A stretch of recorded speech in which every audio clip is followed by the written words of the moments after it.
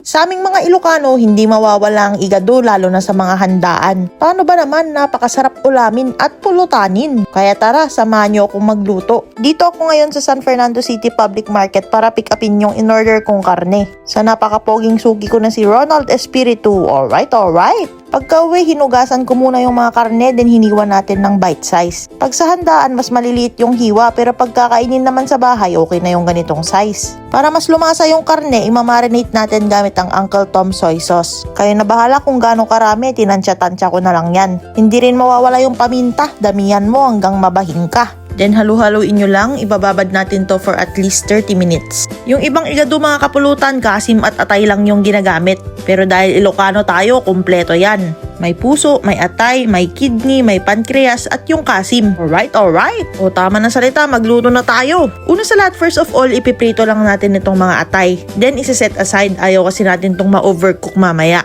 Then sa same pan na pinagprituhan, dyan na tayo magigisa ng bawang pamatay, aswang at sibuyas na pampaimas. Alright. Kapag lumabas na yung aroma, ilalagay na natin yung mga pork kasim. Combination ng laman at yung taba. Maglalagay na rin tayo dyan ng daon ng laurel, 375 pieces na paminta, saka natin igigisa for at least 5 minutes. Then after nun, isusunod na rin natin igisa yung mga laman loob, kagaya nitong kidney, puso, at yung pali or yung pancreas. Then igigisa rin natin to hanggang matuyo mga kapulutan. At nung tuyo na siya, halu-haluin lang natin para hindi masunog sa ilalim. I-scrape nyo yung dumikit sa kawali mga kapulutan, added flavor yan. Sa part na to, parang napiprito na yung ating karne mga kapulutan. Bago pa malutong tuluyan, ilalagay na natin yung ating marinade kanina. Nagdagdag din ako ng konting oyster mga kapulutan para sa umami.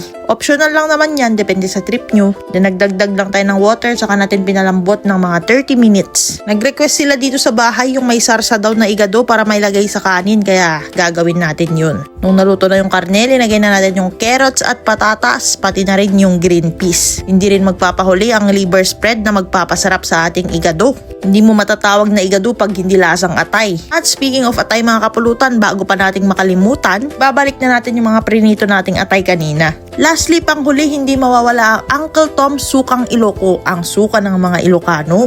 Ang gusto ko sa igado yung medyo may asim-asim mga kapulutan. Konting alat, konting tamis, yung balance lang yung flavor ba. Ayoko nang masyadong matamis kasi hindi na igado yun. Gusto ko nalalasahan yung atay niya, kaya naglagay tayo ng liver spread for additional kick. Salita ko ng salita, hindi ko nakita. Naglagay na pala ng bell pepper. Hindi rin mawawala yan sa igado mga kapulutan. I-simmer lang natin to ng another 5 minutes at okay na to mga kapulutan. Napaka-solid ulamin at pulutanin. Pwede nyo pa tong palaputin, pero dahil nag-request sila dito sa bahay ng may sarsa, pwede na to mga kapulutan. Nag-add din pala ako dyan ng konting sugar for the sweetness. As in konting-konti lang, di lang na-record. At sheesh, meron na tayong napakasarap na igado ng mga Ilocano. O diba, napakadali lang gawin mga kapulutan. Kung wala kayong mga laman loob, pwede namang laman at atay lang. Sumandok na nga ako ng kanin at tinapings ko na yung igado. Sana hindi nyo to napapanood ng madaling araw kasi matatakam talaga kayo mga kapulutan. Tignan nyo naman yan. Tara, tikman na natin ang igado ni pulutan ng ina mo. First bite. Napaka-solid. Pero parang di ko nalalasahan mga pulutan, kaya titikman ulit natin. Second bite. Napakasarap. Pero kulang pa talaga, kaya iisa pa tayo. Third bite. The best talaga. Wala na naman akong masabi kundi alright.